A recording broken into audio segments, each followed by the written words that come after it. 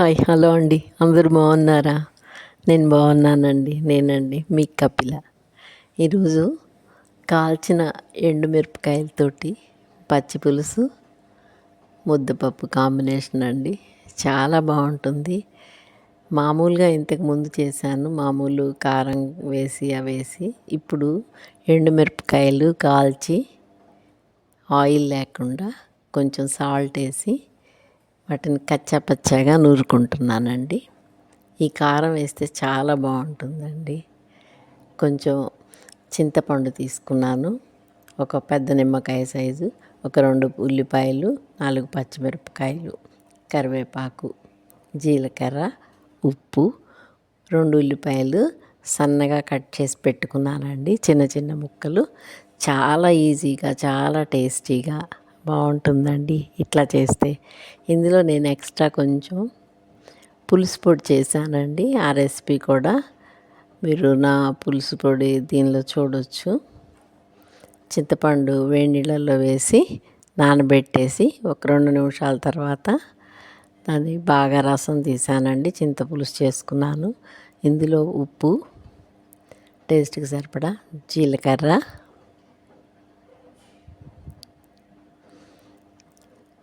పసుపు,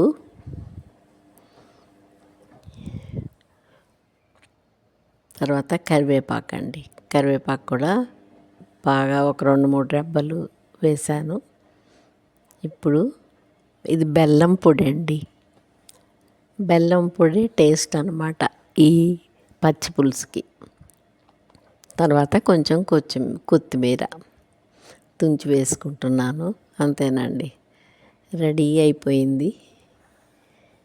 చాలా టేస్టీగా ఉంటుందండి. ఇంతకుముందు కూడా చెప్పాను, మన ఇంట్లో వెజిటబుల్స్ లేనప్పుడు ఈజీగా చేసుకునేది ఏదైనా ఉందంటే పచ్చి పులుసు. ఇప్పుడు సన్నగా కట్ చేసి పెట్టుకున్న ఉల్లిపాయలు, పచ్చిమిరపకాయలు కూడా యాడ్ చేస్తున్నాను.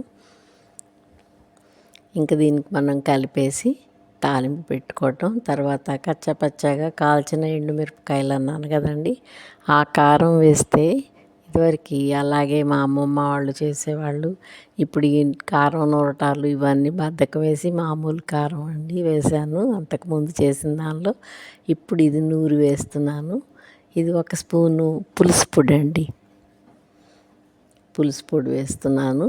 నేను పులిహోర కోసం చేసుకొని పెట్టుకుంటానండి పులుసు పొడి. అదే పులుసు పొడి పులుసుల్లో వేయొచ్చు, అన్నిట్లో వేయొచ్చు అన్నమాట.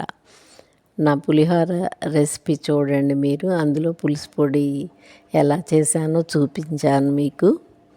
తాలింపు పెట్టుకుందామండి. చిన్న కడాయిలో ఒక 2 స్పూన్ల వరకు నూనె వేసుకున్నాను. ముందుగా పచ్చిశనగపప్పు వేశాను, అవి వేగాక మినపగుళ్ళు వేశాను. చాలా ఈజీగా చేసుకునే రెసిపీ ఏదైనా ఉందంటే ఇదేనండి. తర్వాత కొంచెం జీలకర్ర వేస్తున్నాను. మనం సగం ఎండుమిరపకాయలు, కాల్చిన ఎండుమిరపకాయలు కచ్చాపచ్చాగా దంచిని పులుసులో కొంచెం వేసాము, మిగిలిన సగం ఇందులో వేస్తున్నానండి. కొంచెం ఆవాలు, కరివేపాకు, ఫైనల్గా ఇంగువ.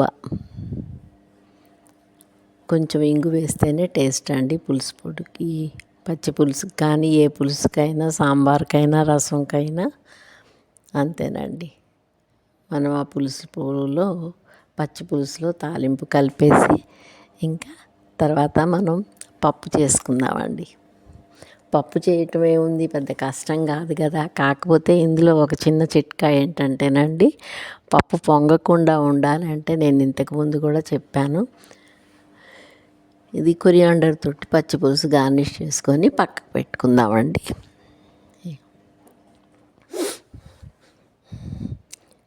ఈ పచ్చి పులుసు ఉత్తిది కూడా తాగవచ్చండి, బౌల్లో వేసుకొని సూప్ లాగా. చూడండి రెడీ అయిపోయింది. చాలా టేస్టీగా ఉంటుందండి, అస్సలు మిస్ అవ్వద్దు. మీరు చేసుకొని కామెంట్స్ పెట్టండి. కామెంట్స్ అయితే పెట్టట్లేదు. ఇప్పుడు చిన్న కుక్కర్లో 1.5 చిన్న గ్లాస్ తోటి నేను కందిపప్పు తీసుకున్నాను. వాటిని శుభ్రంగా కడిగి ఒక పావు గంట నానబెట్టానండి.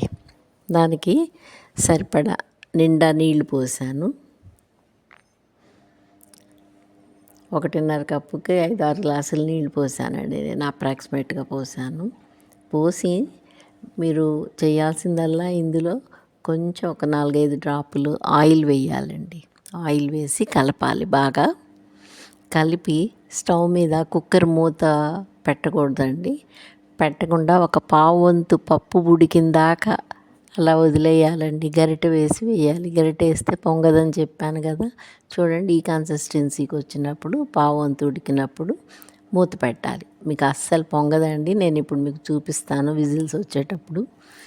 కుక్కరు విజిల్ దగ్గర చూడండి, అసలు ఒక డ్రాప్ కూడా బయటికి రాదన్నమాట. ఈ చిట్కాతో చేస్తే మీకు అంతా కుక్కరు పొంగకుండా ఉంటుందండి. పప్పు కూడా తొందరగా అయిపోతుంది. ఒక 3 విజిల్స్ చాలండి.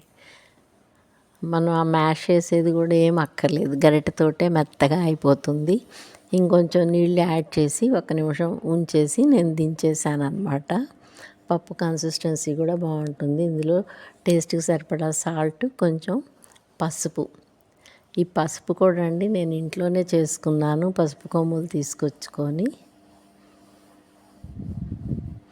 కమ్మటి వాసన వస్తుందండి. పప్పు ముద్దపప్పు నెయ్యి వేసుకొని ఆవకాయ వేసుకుంటే ఆహా ఉంటుంది. అందరు కొత్త ఆవకాయ పెట్టారు కదా. నేను కూడా ఈ మధ్య ఆవకాయ పెట్టానండి. కాకపోతే టెంపరీగా పెట్టాను. సీజన్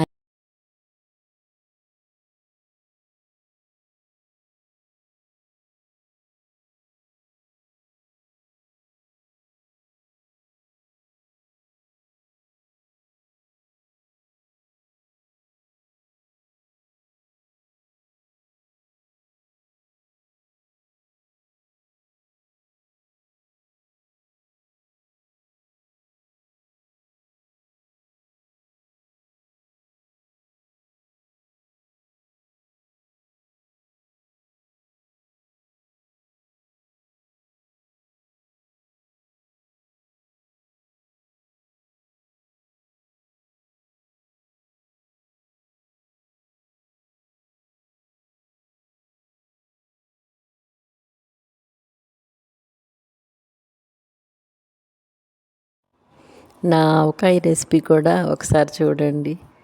లైక్ చేయటం మర్చిపోవద్దండి.